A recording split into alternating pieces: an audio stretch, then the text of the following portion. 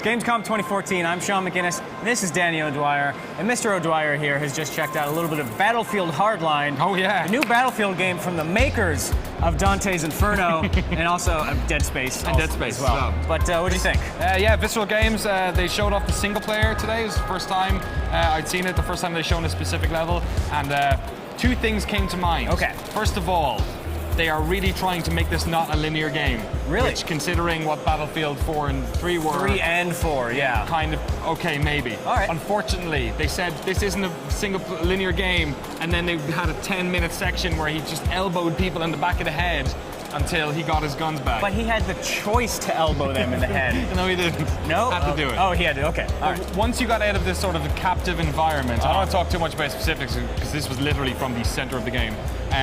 You basically ended up at the outside of a base, like you would in, say, Far Cry 3, and it's full of loaded dudes. You've got an objective in the middle, and they're like, you could take this a bunch of different ways. You could hop over the fence on the right, you could climb under the fence on the left, or you could go in all guns blazing.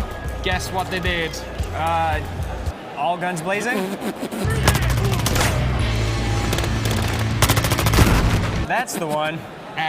They did, went in, started shooting dudes, and then at a certain stage he went, oh, actually I'll reload the checkpoint, went back. Just kidding. And then went in stealthy. And, and this presents the sort of the biggest, I feel like it's one of the best things about Battlefield Hardline is that you can use stealth and arrest people, or you can kill people, and it also provides its biggest kind of problem, which is that this is basically a police brutality simulator. These ain't mine. Like, did you do the thing or see the thing where like he knocks the guy down and like he's got his foot on his back and he like handcuffs him and that type of thing? This guy, so when he went in stealthy, yeah, he put the gun up and there's this kind of mini game where you have to make sure you keep the gun on the guys or they're gonna go for the pistols. Yeah. And then when he hit the arrest button, he straight up like just like bang, cuffed him and just threw this dude on the ground like, yeah, motherfucker. And then there was this one optional objective which was actually good, which was before he went in with the stealth, he used binoculars to Far Cry style pick out everyone. And a bounty came up on one of the guys. Oh. So by taking him out, this named character, you actually earn money, which then translates to you being able to buy better guns in the market, the gun locker. Here's a question. Yeah. You're a policeman. Sure. Theoretically, the local government that you work for would provide weapons for you to do your job. Yeah. Why are you buying guns, Danny? Yeah, I think maybe Nick Mendoza is operating not in broad daylight. Okay, so he's not entirely above water. No, he's okay. I feel like he's mostly killing all these hillbillies who are really poorly trained at fighting him back without consent from the government. Okay, all right.